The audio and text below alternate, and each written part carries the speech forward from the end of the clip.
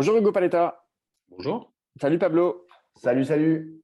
Merci Hugo d'avoir accepté notre invitation. Hugo, tu es sociologue, tu publies avec Omar Slaouti Défaire le racisme, affronter le fascisme. C'est aux éditions de La Dispute. C'est un livre qui est né d'une discussion des membres du bureau de La Dispute. Ils sont venus vous chercher tous les deux pour un échange. C'est donc un livre conversation. Il est très accessible et vous revenez notamment sur les concepts très largement repris par des militants pour en repréciser les contours, leur définition, le terme fascisation, convergence, État autoritaire, État racisme structurel, racisme d'État, des termes qui sont parfois mal utilisés ou mal compris. Vous revenez sur la continuité historique aussi de la répression des personnes racisées en passant aussi par l'instrumentalisation historique du FN qui avait déjà commencé sous Mitterrand, tout en évoquant les résistances d'hier et d'aujourd'hui à cette extrême droitisation. Et puis aussi, vous évoquez les renoncements, les manquements du mouvement social et de la gauche politique.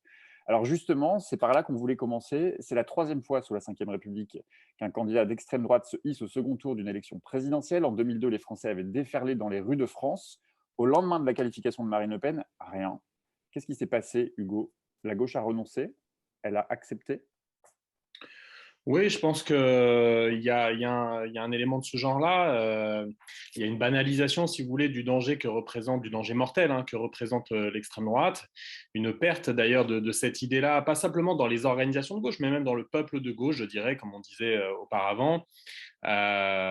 Disons que 20 ans de politique néolibérale, mais surtout autoritaire, anti-migratoire, islamophobe, etc., ont, disons, créé le sentiment, qui a un fondement, mais créé le sentiment qu'il y avait plus de différence entre la droite et l'extrême droite. Et donc, évidemment, pourquoi se mobiliser davantage contre Le Pen que contre Macron aujourd'hui, après 5 ans de brutalisation terrible des mobilisations sociales, des migrants et migrantes, etc., par le pouvoir politique? Évidemment, beaucoup de gens peuvent penser que ce n'est pas forcément nécessaire, que ce n'est pas légitime de chercher à contrer spécifiquement l'extrême droite. Alors, parmi les renoncements, vous évoquez notamment l'incapacité du PCF et de l'ensemble de la gauche radicale à prendre en compte ce que vous appelez la domination raciale. C'est quoi? C'est un déni, il y a un refus collectif à gauche d'évoquer la question raciale. Est-ce que c'est aussi un problème peut-être sur l'usage des mots? Il y a une peur d'utiliser le mot race. Oui, alors, mais ça, c'est un peu la partie émergée de l'iceberg. D'abord, je pense, il faut distinguer certaines choses. Il y a d'abord eu des franches trahisons. Ce n'est pas simplement un déni. Il y a eu des franches trahisons du PS, bon, évidemment, dès les années 80, sur différents plans sur lesquels on revient, des discours très islamophobes dès le début des années 80 face à des grèves dans l'industrie automobile, où on pointe le danger d'intégristes qui animeraient des grèves. Bon, voilà. Mais il y a aussi eu des franches trahisons du côté du PC qu'on pointe à ce moment-là, au début des années 80. On envoie des bulldozers sur des foyers de travailleurs immigrés, etc. Bon, donc il y a cette composante-là. Dans l'ensemble de la gauche, et notamment dans la gauche radicale ou révolutionnaire, etc., il n'y a pas eu ces franches trahisons-là, quoique sur la question de l'islamophobie, on a vu des militants d'extrême gauche qui ont exclu des élèves qui portaient un foulard au début des années 2000, initiant d'ailleurs l'affaire du foulard de 2003 qui a abouti à la loi du 15 mars 2004, qui est un élément, un pilier en quelque sorte de la construction de l'islamophobie institutionnalisée en France au cours des 20 dernières années. Donc, il y a eu des franches trahisons un peu partout dans le spectre de la gauche et de l'extrême gauche. Mais c'est vrai que là, si on prend la question sur les 20 dernières années, il y a aussi eu, même y compris parmi ceux qui n'avaient pas trahi, en quelque sorte, une incapacité, effectivement, à prendre au sérieux la question du caractère structurel des discriminations racistes, du profilage racial de l'activité de la police, de la ségrégation raciale qui est énorme dans l'espace, dans les territoires, mais aussi par exemple dans l'école. Voilà, il y a toutes ces questions qui ne sont pas prises au sérieux, alors même que les études qui comparent les discriminations, par exemple à l'embauche dans le monde du travail, entre différentes sociétés, notamment du Nord, montrent que la France présente sans doute l'un des plus hauts niveaux, voire le plus haut niveau de discrimination vis-à-vis des minorités raciales. Donc là, il y a un truc incroyable. Voilà, le fait que cette question ne soit pas politisée, ne soit pas construite comme un enjeu politique par la gauche depuis des décennies, fait qu'effectivement, ça a été très compliqué pendant des décennies de raccrocher les wagons avec notamment ceux et celles qui se prennent en pleine gueule tous les jours, d'une certaine manière, le racisme. Justement, tu parlais de ce qui s'est joué dans les années 80 autour du Parti socialiste et notamment à la question de l'antiracisme dans les années 80. Vous parlez dans le livre d'antiracisme moral, c'est une sorte de paternalisme, je ne sais pas si tu reprends le terme, mais en gros, les Blancs ont pris la parole pour les racisés. C'est un peu ça qui s'est passé au moment des mobilisations Black, Blanc, Beurre. Omar Slaouti dit même qu'il faut assumer la blanchité de l'antifascisme d'hier. Aujourd'hui, les personnes racisées ont pris leur lutte en main. Ça ne date pas d'aujourd'hui, mais elles sont peut-être plus visibles. Donc, c'est peut-être plus pour ça qu'on en parle aujourd'hui. Et les Blancs parlent de communautarisme, c'est ça? J'ai bon? Oui, il y a une accusation qui vient de la gauche, mais qui est aussi évidemment reprise à droite, en tout cas qui est présente dans l'ensemble du champ politique, qui consiste à pointer le fait que des mobilisations autonomes, c'est-à-dire animées en premier lieu par ceux et celles qui sont les principaux concernés par le racisme, que ces mobilisations trahiraient ou traduiraient une forme de communautarisme, de séparatisme, on dit maintenant.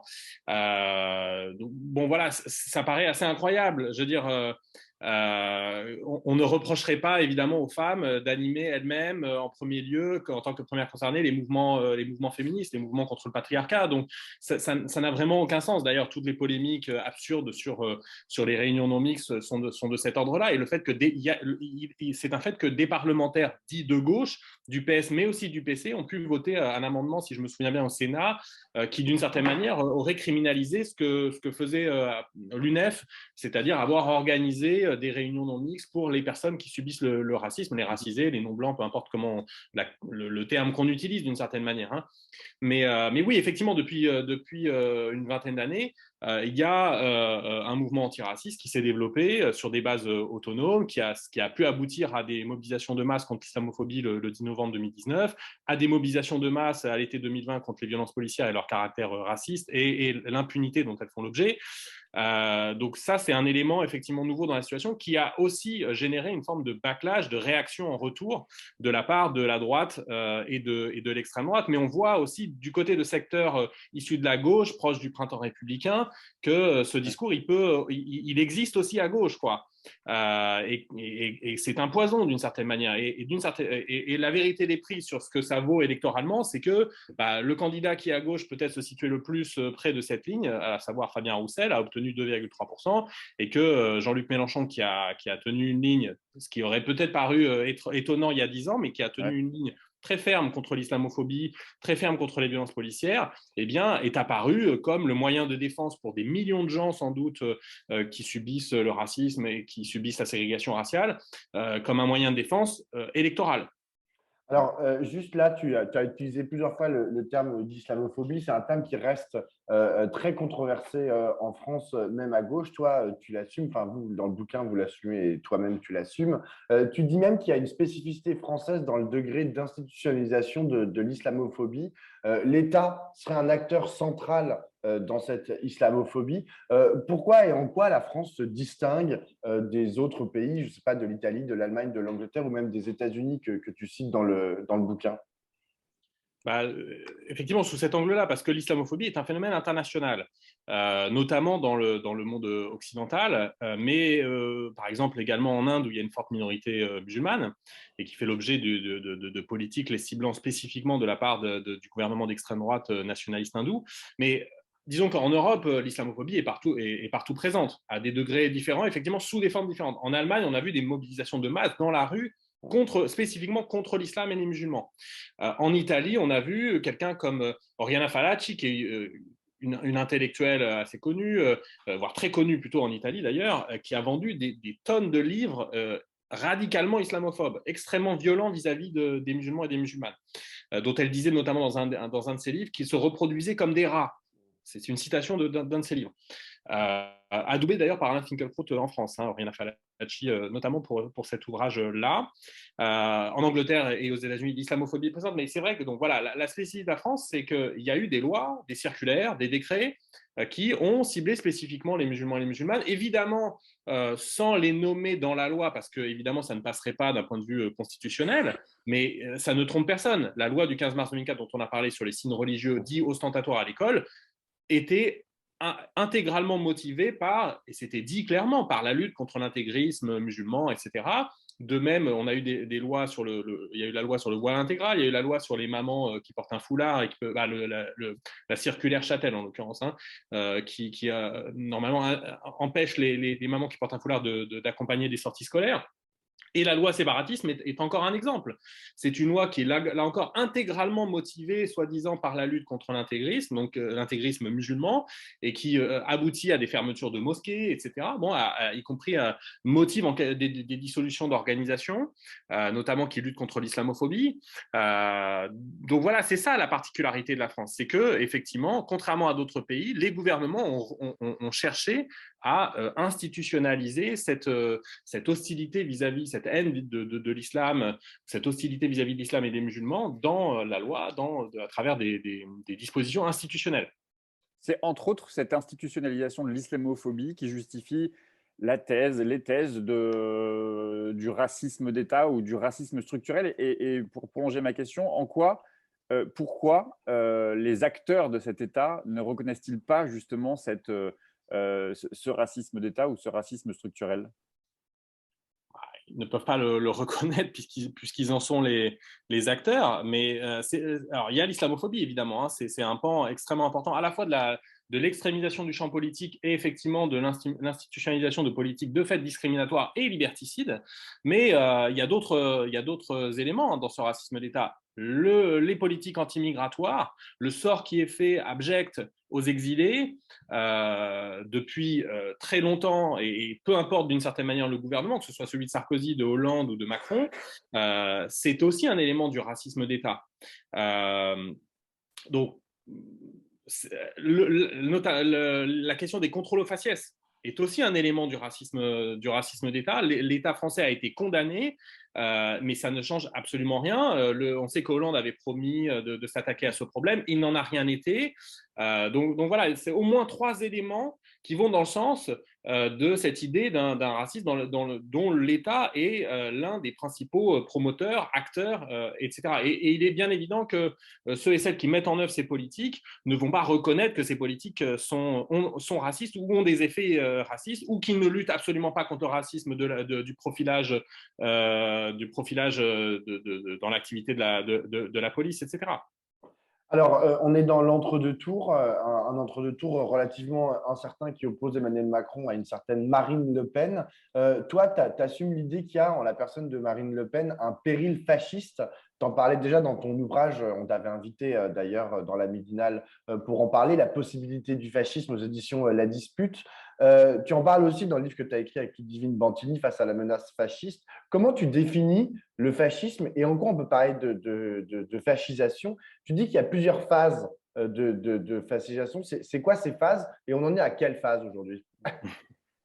Alors, il y a plein de questions là. C'est quoi le fascisme? En 2 mots, je dirais, c'est un projet politique particulier. Alors, il y a l'État fasciste, c'est encore un autre problème, mais le fascisme en tant que projet politique, c'est un projet de renaissance nationale ou civilisationnelle ou raciale par purification. L'idée que le pays, la nation, ne peut renaître de ses cendres, ne peut se libérer de son processus de décadence, de délitement, que si elle se purge des éléments qui l'empêchent d'être elle-même, d'être la France, d'être les États-Unis dans le cas de Trump, de retrouver sa grandeur, etc. Bon. Et donc, il y a l'idée de purger pour faire renaître, quoi. Bon, et on voit très bien comment c'était présent centralement dans le discours, évidemment, de Éric Zemmour, mais ça a toujours été présent dans le discours du Front National.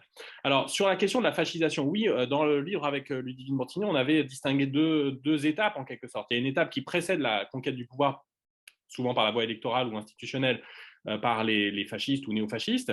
Et donc, nous situons en quelque sorte dans cette phase. C'est pour ça que Frédéric Lordon a eu raison de parler d'Emmanuel Macron en tant que fascisateur.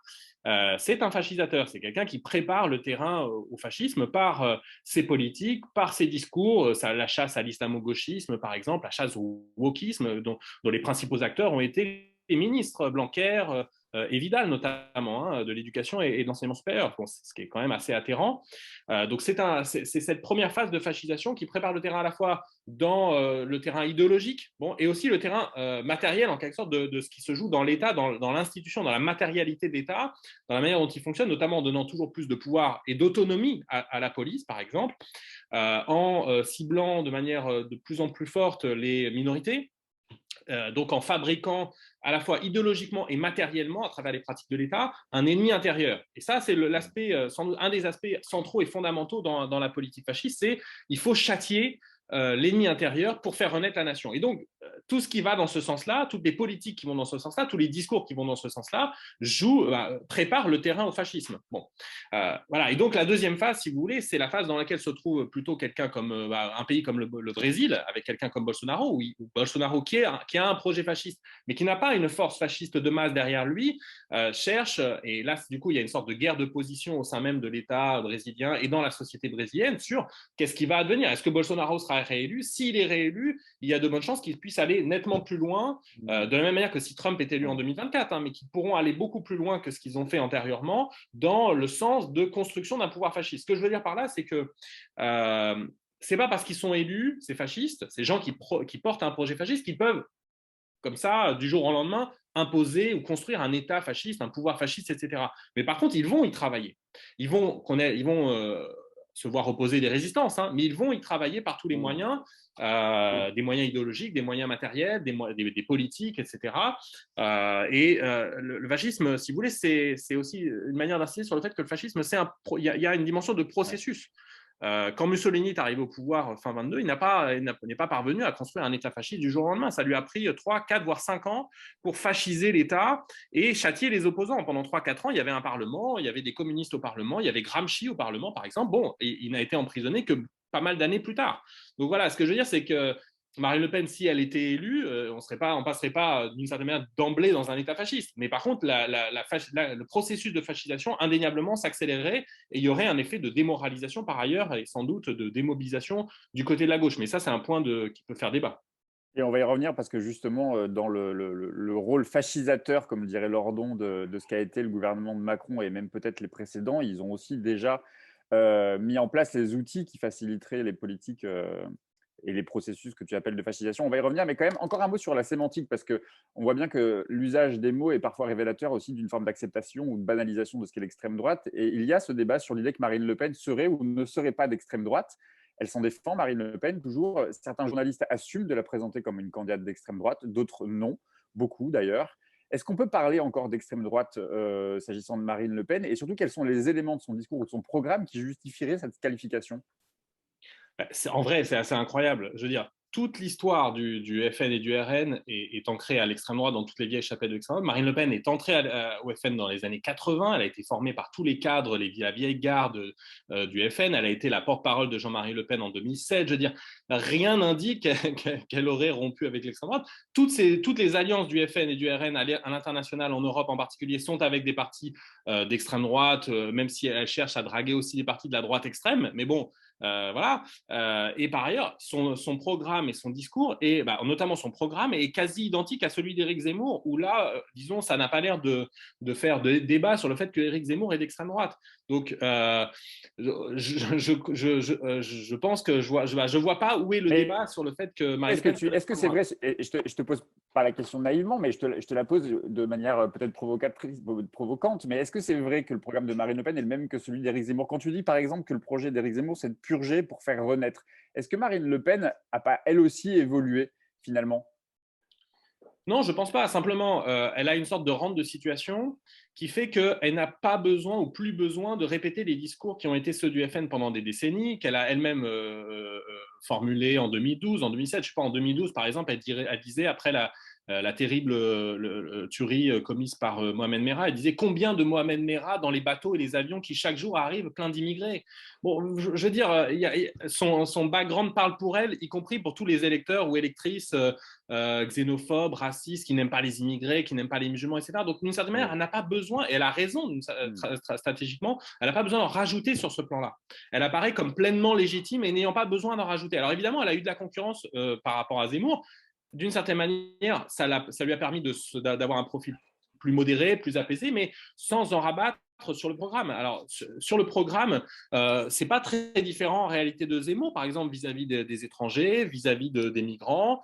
Évidemment, il y a en tout cas, dans les propositions qui sont faites, c'est quasiment identique. Hein. Et vous prenez toute une série de questions sur l'école, même sur l'économie, on dit qu'elle a un programme de gauche. Je renvoie à l'article très bon de Romaric Godin sur Mediapart là-dessus. Non, elle n'a pas un programme de gauche. Mais par exemple, elle s'oppose revenons sur les questions d'immigration. Elle s'oppose aux remigrations qui avaient été proposées par Éric Zemmour en disant elle est plus. Est-ce que ça veut dire qu'elle avance cachée quand elle dit qu'elle n'est pas pour la remigration ou est-ce que bien sûr, elle refuse le mot, comme elle refuse par exemple le mot de grand remplacement. Mais je pourrais vous citer des tonnes de discours de Marine Le Pen où elle tient le discours selon lequel les élites mondialistes, le mondialisme d'en haut, ont organisé elle a même utilisé parfois le thème remplacement il y a une dizaine d'années, le remplacement de la population autochtone en quelque sorte, donc française, blanche, européenne, par des populations venues du Sud, venues notamment d'Afrique. Je veux dire, les discours existent, simplement, effectivement, par souci de respectabilisation, elle a pris soin de ne pas utiliser les mots typiques de l'extrême droite identitaire, de remigration, de grand remplacement, etc. Renaud Camus se moquait d'elle, d'ailleurs, il y a une dizaine d'années, en disant « Oui, Marine Le Pen croit au remplacement, mais elle pense qu'il n'est pas grand. » Parce qu'elle avait utilisé le terme de remplacement sans dire le grand remplacement. Mais bon, c'est la même logique qu'il y aurait un complot d'en haut pour faire venir des gens d'en bas, donc le mondialisme d'en bas, les immigrés, etc., pour détruire la nation. Ce thème-là, il a toujours été central en réalité au Front National depuis la fin des années 70, et Marine Le Pen n'a jamais rompu avec ça. Simplement, elle n'a pas besoin de seriner ce discours à longueur d'antenne. Elle va sur les terrains où elle est moins attendue. Elle va parler des droits des femmes, elle va parler du pouvoir d'achat, etc. Et elle va moins avoir à parler de l'immigration, etc. Ou même de faire face à un personnage qui est un personnage de la surenchère comme Zemmour, elle n'a pas besoin d'aller sur ce terrain-là. Elle apparaît comme sérieuse sur les questions, entre guillemets, d'immigration du point de vue des xénophobes. Et du coup, elle va chercher à capter d'autres cibles, d'autres pans de l'électorat, voilà, en jouant sur d'autres notes du piano, quoi.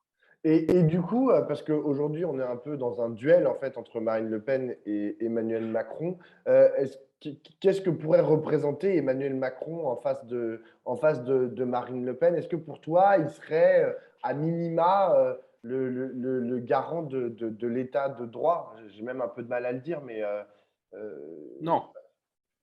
Non, il n'est ni un moindre mal, ni le garant de l'état de droit. Je n'y crois absolument pas. En fait, en réalité, je ne pense pas qu'il faut le penser comme ça. Ça ne résout pas la question de pour qui il faut voter, est-ce qu'il faut voter au deuxième tour, mais il n'est pas le garant de l'état de droit. Par contre, il laisse d'une certaine manière, je pense, que le pouvoir de Macron laisse plus d'espace ou laissera plus d'espace que pour les contestations sociales, antiracistes, féministes, syndicales, etc., qu'un pouvoir dominé par l'extrême droite qui notamment cherchera à satisfaire son électorat, très rétif aux mobilisations sociales, notamment antiracistes, féministes, etc., qui aura dans sa main des appareils de répression de l'État, notamment la police, qui aspire à une purge vis-à-vis des immigrés, vis-à-vis des Arabes, vis-à-vis des gauchos, comme ils disent, ou du mouvement social, des mouvements sociaux en général. Donc la question ne devrait pas se poser en termes de mal et de moindre mal. Elle devrait se poser en termes de quelles seront les conditions pour lutter après le second tour. Et donc là, de ce point de vue-là, moi, il me semble que la question, que la situation ne sera pas identique dans les deux cas. Et ça ne dit absolument pas, ça ne devrait pas nous conduire à dire que Macron est un moindre mal, qui sera le garant de quoi que ce soit. Au contraire, en gros, il va continuer, je crois, s'il est élu, à fasciser, parce que ces politiques néolibérales sont minoritaires, elles ont des effets destructeurs sur les conditions de travail, d'existence de millions de gens, de la majorité de la population, et donc il ira toujours plus loin dans le sens de politiques autoritaires, dans le sens de la désignation de boucs émissaires. Et en l'occurrence, on sait que le bouc émissaire principal en France, ce sont l'islam et les musulmans et les musulmanes. Donc, le processus de fascisation ne s'arrêtera pas avec l'élection de Macron, bien au contraire. Donc, d'une certaine manière, on est coincé entre fascisme ou fascisation. Donc, dans les deux cas, il y aura de la fascisation. Simplement, la question, c'est plutôt la question du rythme, en fait, du processus de fascisation. On avait une opportunité historique, en réalité, de casser de casser cette dynamique-là, ce désastre-là, en réalité, qui était que Jean-Luc Mélenchon passe au second tour. Ça n'a pas été le cas. Ouais, je vais te reposer la question différemment. Après, on reviendra sur la question des résistances. Mais une conversation avec un jeune adolescent, Gaspard, 15 ans, au premier tour, disait dans une conversation que ne pas voter Mélenchon, c'était un privilège blanc. Est-ce que tu dirais que ne pas voter Macron au second tour, c'est un privilège blanc? Je pense que c'est plus compliqué. Je comprends, mais si vous voulez, la haine de Macron est pleinement légitime. Donc, elle est 1000 fois compréhensible au vu de ce qui s'est joué au cours des 5 dernières années, même si vous voulez, la focalisation sur Macron peut être un peu dépolitisante, parce que ce n'est pas le personnage de Macron en soi. Les mêmes politiques étaient menées sous Hollande, évidemment Macron était là, mais c'était Hollande qui dirigeait, avec Valls notamment, et les mêmes politiques globalement dans le même sens, allant dans le même sens, étaient menées sous Sarkozy. Donc, si vous voulez, Macron n'est que l'énième représentant de ces politiques néolibérales, racistes, autoritaires, etc. Est-ce que c'est un privilège blanc? Je ne sais pas. Effectivement, moi, mon raisonnement, c'est ceux et celles qui sont ciblés par le racisme seront les premières victimes, les premières cibles d'un gouvernement d'extrême droite, et ça ira beaucoup plus fort et beaucoup plus loin du fait à la fois tout simplement du logiciel politique et celui de l'extrême droite, mais aussi du fait qu'il y aura une pression. Je veux dire, un pouvoir politique, un gouvernement qui arrive au pouvoir, il veut d'abord s'assurer que sa base électorale soit satisfaite. Et donc, ne croyons pas que le FN au pouvoir ne fera que maintenir le statu quo en matière de politique vis-à-vis des migrants, de l'islam, etc. Il ira beaucoup plus loin. Je veux dire, il sera contraint d'une certaine manière. Bon, il sera volontaire pour le faire, mais il sera aussi contraint de le faire s'il souhaite asseoir son électorat. D'autant plus qu'il y a une concurrence à l'extrême droite et que du coup, le FN ne voudra pas se faire bouffer le terrain de la xénophobie et du racisme par Reconquête, le mouvement de Zemmour. Donc, il y aura forcément une course à l'échalote raciste, xénophobe, et de ce point de vue-là, évidemment que les minorités, notamment ethno-raciales, mais aussi les minorités de genre, mais aussi les minorités sexuelles, seront dans le viseur d'un pouvoir d'extrême droite. Alors, tout à l'heure, tu en as un peu parlé hein, des résistances. Hein. Finalement, tu as dit que Emmanuel Macron laisserait plus d'espace pour les résistances que Marine Le Pen si elle arrivait au pouvoir.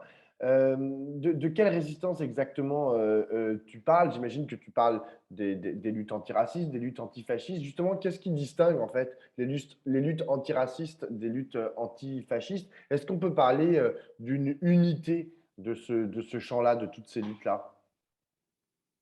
Alors, je vais répondre à ta question, mais je vais juste ajouter une dimension. Dans les résistances et dans les luttes, il faut compter évidemment les luttes syndicales, les luttes Oui, sociales au vous en sens parlez dans le livre aussi. traditionnel du terme, hein, parce que là encore, ce sera plus difficile pour les syndicalistes. Il faut bien comprendre que la haine, il faut bien comprendre l'ampleur de la haine antisyndicale à l'extrême droite et savoir que sous aucun pouvoir d'extrême droite, les syndicats n'ont été en bonne santé. Au contraire, ils ont tous été à peu près interdits, réprimés, etc. Le fascisme historique a abouti effectivement au génocide des Juifs d'Europe et des Roms, mais également au meurtre de à peu près 1 million de militants socialistes, communistes et syndicalistes. Je veux dire, c'est vraiment dans le cœur du projet de l'extrême droite, fasciste ou même pas forcément fasciste d'ailleurs, de s'en prendre aux syndicats vus comme un fourrier de division de la nation parce que la lutte des classes, etc. Bon, donc il faut bien avoir cet aspect en tête et je pense que les syndicalistes, les militants syndicaux devraient avoir cette dimension en tête dans les semaines à venir, pas simplement à travers le bulletin de vote, mais à travers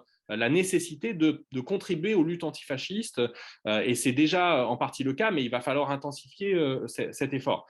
Alors, sur les rapports entre l'antiracisme et l'antifascisme, je dirais que c'est quand même deux constellations militantes différentes qui se rencontrent, qui se croisent d'ailleurs peut-être encore davantage aujourd'hui qu'il y a 20 ans, notamment parce que la nouvelle génération antifasciste n'est pas, je dirais, lestée de toute une série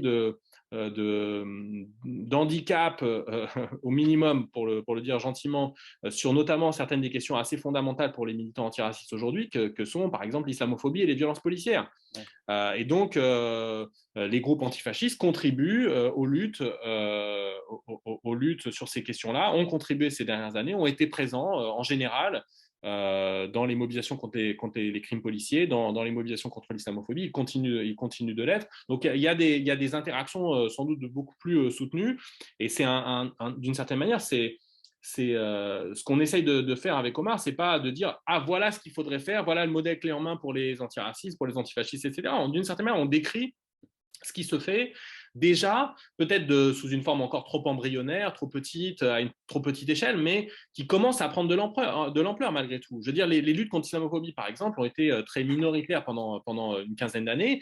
Bon, en 2000, la manifestation du 10 novembre 2009 a montré qu'il pouvait y avoir un ancrage de masse et un soutien de presque l'ensemble de la gauche sociale et politique à ce type de mobilisation et que ça pouvait faire bouger le paysage politique et d'une certaine manière, là encore, Mélenchon est un peu, le vote Mélenchon en 2022 est un peu le produit de cette dynamique-là.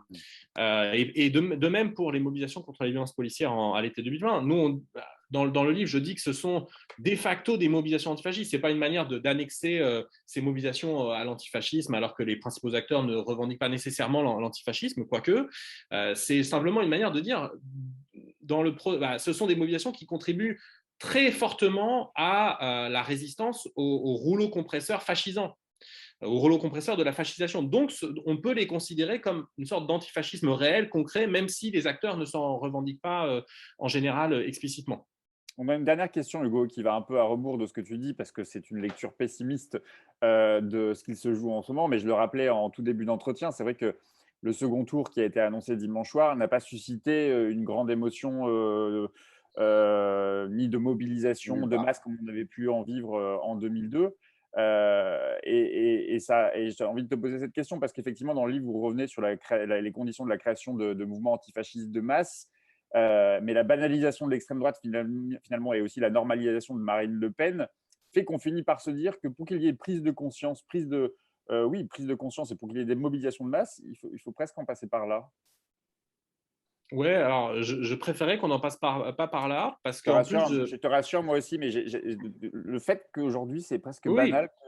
mais Faut- et je crois par ailleurs qu'il y a cette illusion chez beaucoup de gens que l'arrivée au pouvoir de Marine Le Pen susciterait à peu près automatiquement une sorte de soulèvement populaire, etc. Moi, personnellement, je n'y crois pas. Je peux me tromper, hein, et je pense qu'il faudrait y travailler, évidemment, d'un point de vue militant. Il faudrait faire en sorte de mobiliser au maximum. Il y a une mobilisation d'ailleurs samedi prochain à Paris, et je pense dans beaucoup de villes. On verra ce qu'il en est de la mobilisation populaire là-dessus. Mais oui, je crois que c'est en partie illusoire parce que la victoire de Marine Le Pen signifierait une défaite pour notre camp, d'une certaine manière, sociale et politique, et que les défaites, en général, suscitent de la démoralisation, des divisions, de la désorientation, etc. Et donc, pas, en général, en tout cas, pas dans un premier temps, de la mobilisation. Je pense que à terme, assez vite, un tel pouvoir rencontrerait des résistances très fortes, mais peut-être pas immédiatement. Alors, voilà, est-ce qu'on peut, à froid en quelque sorte, c'est-à-dire sans l'arrivée au pouvoir d'un gouvernement d'extrême droite, aujourd'hui susciter des mobilisations de masse contre l'extrême droite? La question est ouverte. Il y a eu des mobilisations significatives ces derniers temps contre l'extrême droite, pas négligeables, pas à la hauteur de la situation, c'est vrai. Mais voilà, je pense qu'il faut y travailler. De ce point de vue-là, il y a besoin, je dirais, de clarification sur ce qu'est l'extrême droite. Mais si vous voulez, c'est la logique même de la situation d'une droite qui s'extrémise, de brouiller les pistes et brouiller les clivages plutôt sur ce qu'est l'extrême droite et sur ce qu'est le fascisme. Et donc, il y a bien des raisons à ce que des millions de gens ne saisissent pas, ne comprennent pas qu'un pouvoir d'extrême droite, un pouvoir fasciste, c'est quelque chose de tout à fait particulier et que ça ne permet pas notamment de lutter de la même manière que contre un pouvoir bourgeois plus traditionnel, quoi, ou un pouvoir capitaliste plus traditionnel comme le pouvoir Macron, même si voilà, la dynamique des pouvoirs bourgeois actuellement, des États démocratiques, en tout cas de certains d'entre eux, et en particulier de la France, c'est une dynamique clairement autoritaire. Et c'est en cela d'ailleurs qu'elle prépare le terrain à la fois, je l'ai dit, idéologiquement et matériellement, c'est-à-dire dans le fonctionnement même de l'État, qu'elle prépare le terrain au fascisme. Mais voilà, il y a une sorte d'équilibre à trouver, à mon avis, dans le discours antifasciste entre la singularité du projet fasciste, la cristallisation de toutes les oppressions sous la forme d'un projet qui vise à châtier, à réprimer, à purger en quelque sorte la nation de ses ennemis, des traîtres, etc. Et ce qu'est le processus de fascisation qui permet à ce projet fasciste de se développer, de se banaliser, de se diffuser, et donc voilà, qui rend y compris plus difficile peut-être pour la gauche de mobiliser spécifiquement contre le fascisme. D'une certaine manière, il faut mobiliser contre les deux, ce qui, là encore, je le dis, ne résout pas la question du vote au second tour, mais je renvoie à ce que j'ai dit, et à mon avis, le raisonnement devrait être celui-ci. Dans quelles conditions on va lutter dans les prochaines années, et non pas un truc un peu abstrait, qui est le mal, qui est le moindre mal. Merci Parfait, c'est bien beaucoup, entendu. Hugo. Merci Merci, Hugo. pour cet ouvrage, Défaire le racisme, affronter le fascisme, que tu publies avec Omar Slaouti. C'est une conversation avec les équipes de la dispute et c'est vraiment très facile à lire et ça donne des outils intellectuels pour mieux comprendre les usages aussi des termes utilisés par beaucoup de militants. Encore merci à toi. Merci. Merci à vous deux.